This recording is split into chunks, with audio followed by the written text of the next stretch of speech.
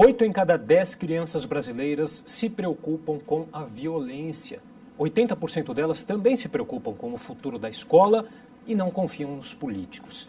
Esses dados fazem parte de uma pesquisa do Fundo das Nações Unidas para a Infância, divulgado no mês passado.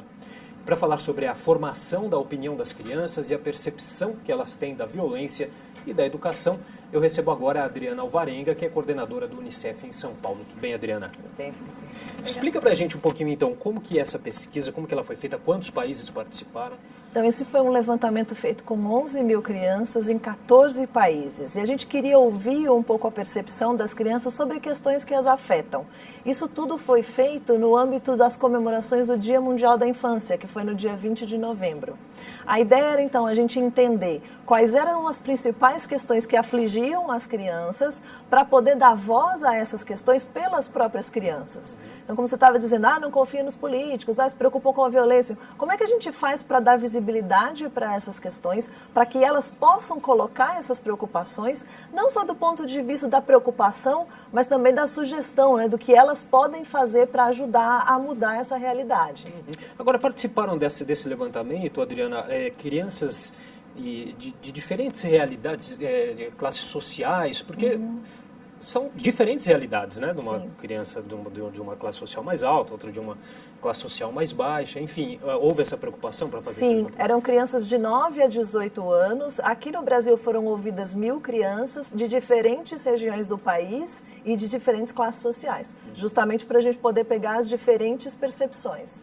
E aí a gente tem esse número de 8 em cada 10 crianças se preocupam com a violência. Que tipo de violência que a gente está falando? Essa violência urbana que a gente vê todo dia no noticiário, enfim? A gente está falando de todo tipo de violência, Felipe. A gente está falando da violência que atinge em casa, né, que é a violência doméstica, da violência que está na escola e que aí o papel do bullying, né, afeta, a questão do bullying está muito mais disseminada, as crianças estarem muito mais conscientes sobre o que é bullying, também faz com que a percepção fique mais aguçada. Então é a violência dentro da escola, é a violência na rua, é a violência na televisão. Então eles compreendem mais o quanto a violência os afeta, porque eles estão vendo esse tipo de situação o tempo todo.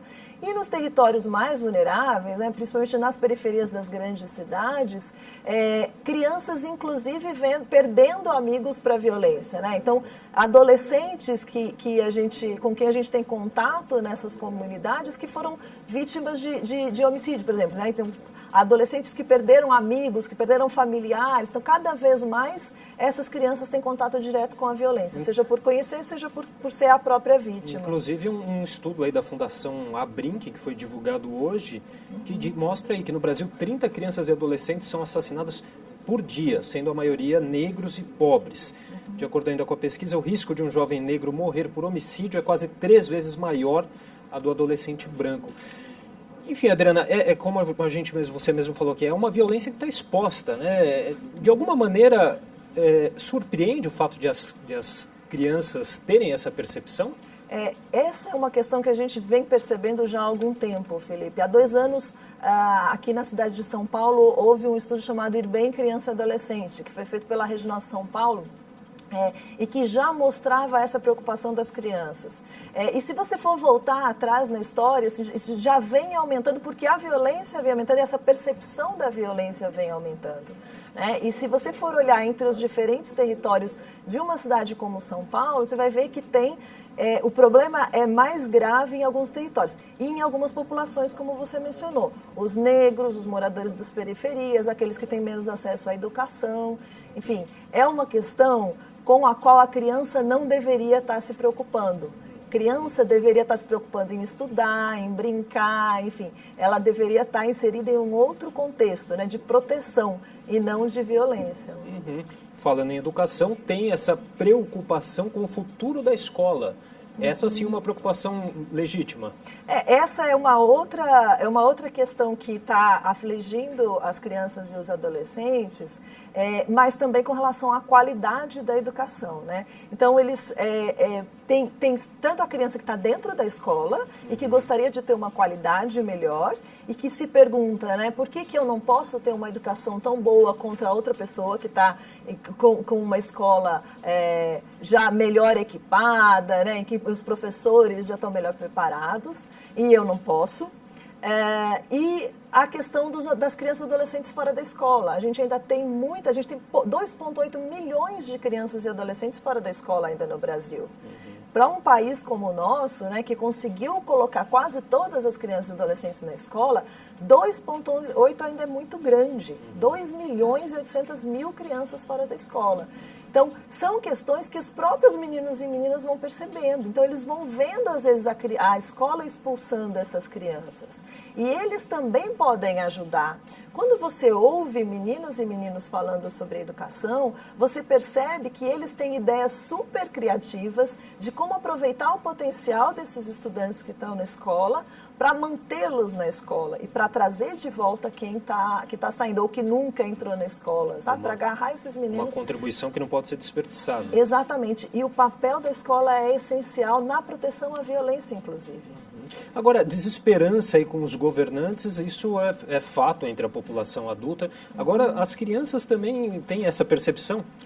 O que o estudo mostra é que as crianças se sentem pouco ouvidas pelos governantes. E quando elas são ouvidas, essa opinião não é levada de verdade em consideração. Então, o que a gente fez com o Dia Mundial da Infância foi justamente tentar levar para esses governantes, né, tentar dar oportunidade para essas crianças se posicionarem, falarem com esses governantes, para que eles também refletissem sobre o que está acontecendo de verdade, né? Quem mais sente a falha na política pública, ou o que está dando certo na política pública, é quem está lá na ponta. É a criança, é o adolescente. Então, são eles que podem dizer com mais propriedade o que está acontecendo. E aí, dá aquele clique, sabe, no governante para ele repensar a política pública também. Né? Dizer assim, poxa, parecia que estava tudo bem, mas tem menino aqui dizendo que tem alguma coisa errada ainda. E junto com eles é possível construir soluções muito interessantes.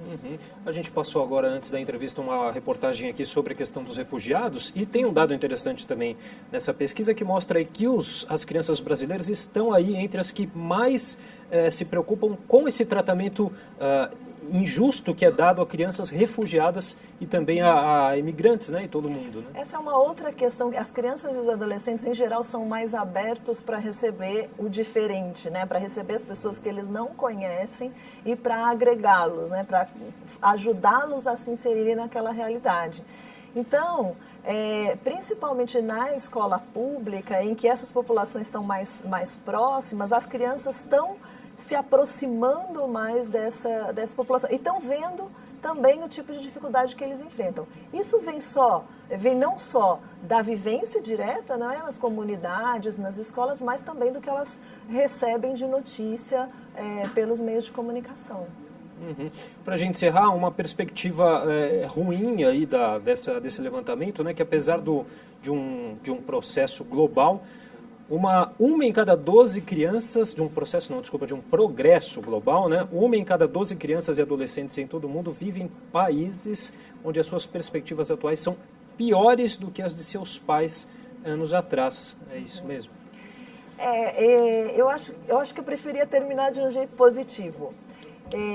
Eu acho que o que a gente tem, quando a gente ouve e quando a gente faz esse tipo de levantamento, o que mostra de potencial nessas crianças e nesses adolescentes para a gente ir para frente. Claro, os países estão muito desiguais, né? E a gente tem que aproveitar o potencial dessas crianças e desses adolescentes e o potencial de gente, né, e de governos que precisam se comprometer em parceria com a sociedade civil, com as empresas, se juntar a esses movimentos para que a gente consiga avançar e modificar essa situação. Tá certo. Otimismo sempre, tá sempre. certo. Obrigado, Adriana. Obrigada.